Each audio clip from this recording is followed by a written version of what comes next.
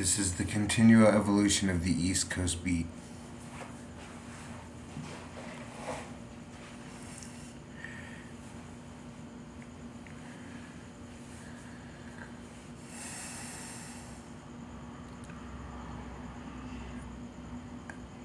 It is said that there are many um,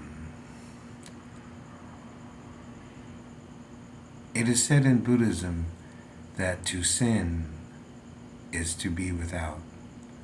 To be without the proper amount of skill, knowledge, or training to do something correctly.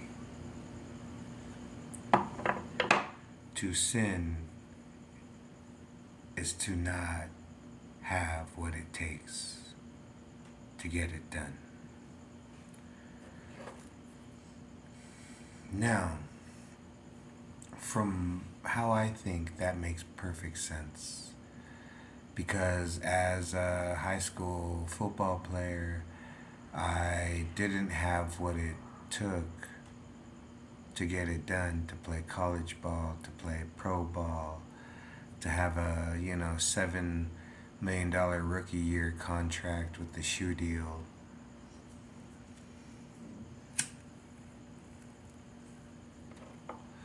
At 5'7", 155 pounds, a linebacker, for I think I was in a 4A school or something like that. And, I know I was lucky because some of those hits were pretty hard. We had some 190-pound guys, we had some 200-pound guys. The other guys had some 190-pound guys and some 200-pound guys. And at 155, trying to stop a 210-pound guy with a ball, or getting blasted by a pulling guard, as I thought I was getting past the line. Things happen, you know what I'm saying. But I look at it as, okay, at that point in my life, that was the struggle, that was the trauma, that was the war I was going through. If I dislocated something, if I sprained something, how many days would I be willing to be out? If my ribs hurt, would I still play at 100%? If my ankle hurt, would I still run as fast? And while some people were dealing with trying to get a meal to eat, or trying, not to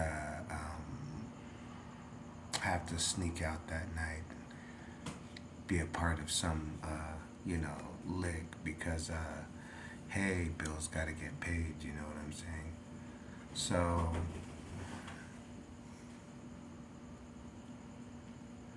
mermaid.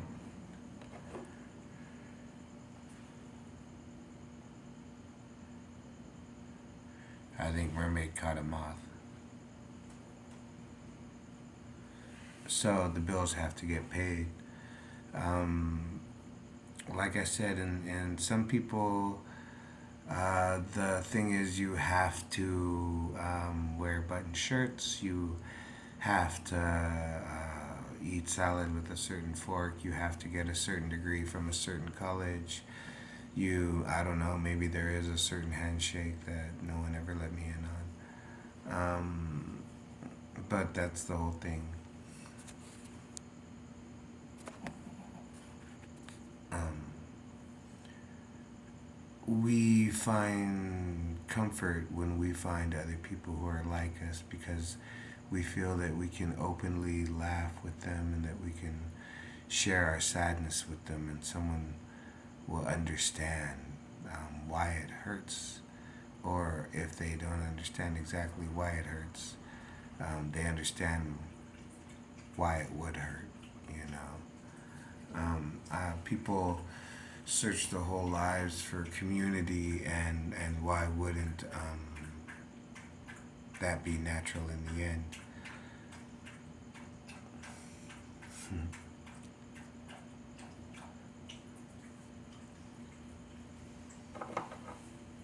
Hey, mermaid.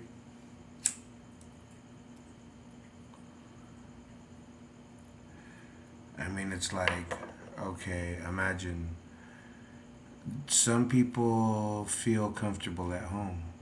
They feel comfortable with their family. They feel comfortable with the same 10 people. Some people feel very comfortable, going 100 something miles an hour in their, sports car. Some people feel comfortable bald headed among a group of bald heads watching UFC fights at a bar. Some guys just like working on their cars. Some guys like playing guitars. Some guys like, you know what I'm saying? So, what is the meaning of life? I mean, that's the whole thing. Okay, if it's money, make money. If it's girls, talk to girls. You want to be a movie star? Get an agent. You want to be a writer, get Microsoft Office and a laptop. Make friends with the Starbucks girls. You want to travel the world?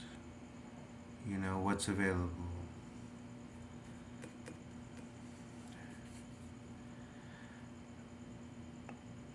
There's a certain point in life where either you hear it, you see it, you sense it, you understand it, that is going to be essential to you. It may be a word or a concept you hear in a book or at school or in a movie, or for me it was books in the beginning, was where I learned that I wanted to be these things. I wanted to serve these purposes in my life. I wanted to have a role in life besides common man or townsfolk or, call me vain, but it called me.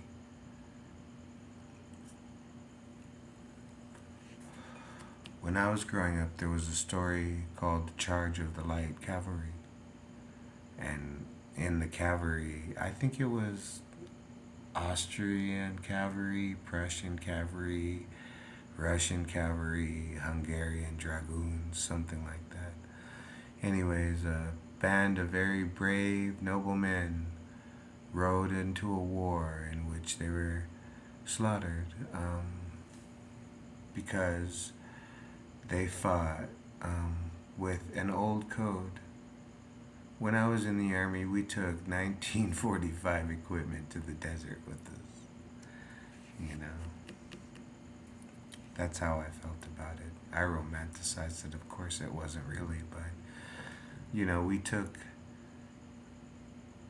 old stuff with us. We took basic, from boot camp, how to set up a 2-man pup tent with stakes with us, carried it on our backs. It reminded us that this is how the grandfathers did it. This is how the men that sat in the parade, with the medals on the chest, this is how they did it. They carried everything on their backs and they traveled across an ocean. They traveled across, some of them jumped out of planes, some of them hopped off of boats. And they ended up in a desert or in a jungle or in a city or in a swamp, a valley. And they were safe from the world back home in a way, because now they were committed to more basic things. Keep try to keep clean, try to eat, try to sleep, try to not trip the wrong line, try to remember what's happening, who's in charge, try to remember it's all a game.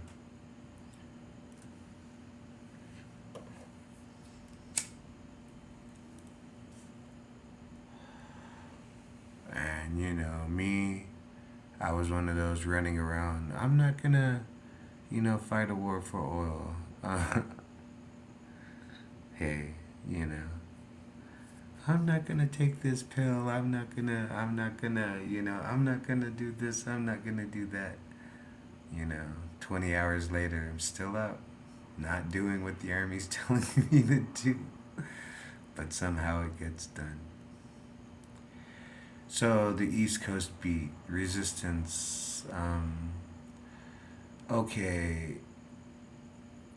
I, I'm 49 years old. I used to play football. I used to play soccer. I was in basic training. I've trained MMA. I've weightlifted. I've powerlifted. I've one meal a day eaten. I've done all these things. My body is what my body is. Um, for 49, I can still walk a mile in a 104-degree day. So I'm not having aneurysms or passing out or anything. So I can still walk myself to the market. I can still do my own laundry.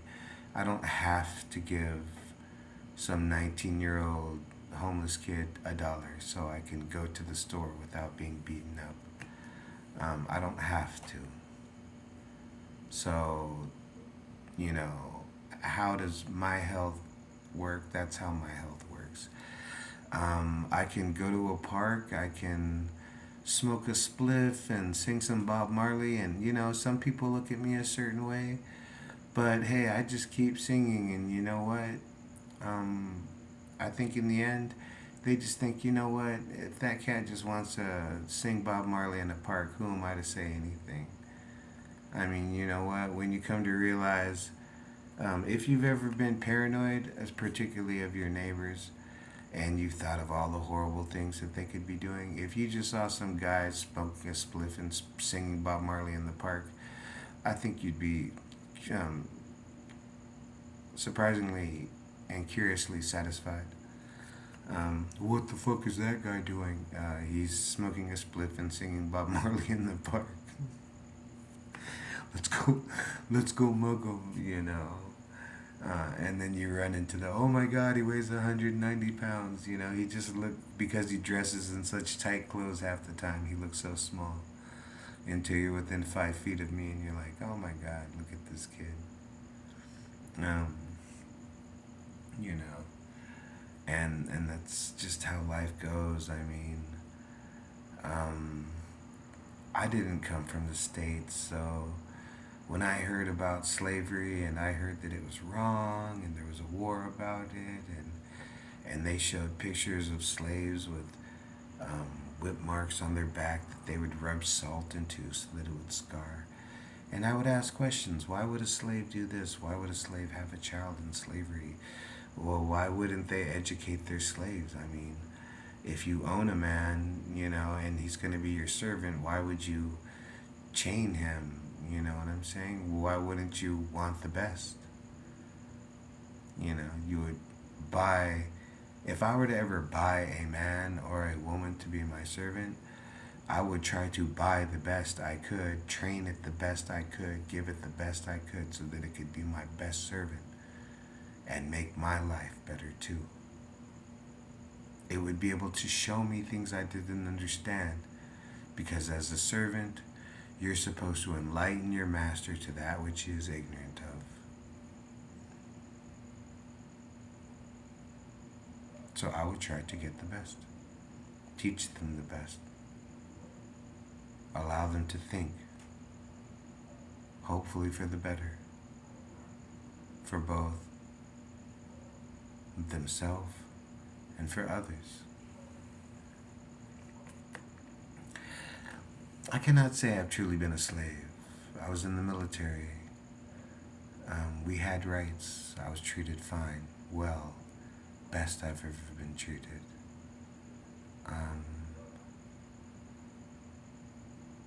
when I was in the military, I don't remember hanging my head low because I don't remember ever feeling as though anything I'd ever done was shameful.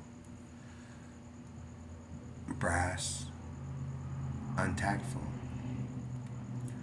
without skill, but not shameful. It was not until later when I started to question um, how many dollars is my hour worth, and why am I not making more money? Um, I don't know if every young man goes through that, but I did. I got to a certain point where I wanted the shiny things again. Um, and honestly, at my age, I could be a fool, and there could be a book that, proves that I'm just 97% of the population or 73% of the population. But I think the reason why at a certain age I wanted big, shiny Cadillacs and, $20 chicken salads, and I think it was because I was far away from the people I felt comfortable with. We didn't speak the same language. They spoke more English than I spoke German. But they were, as one would say, Auslanders in their own land. They were the outsiders, and I was an outsider. And they could take sympathy and even pity on me and let me stay with them, and they would feed me, introduce me to their mom, and their mom would laugh at my clumsy attempt to not hit her, not to use German pickup lines on her, but it was the only thing I knew, so,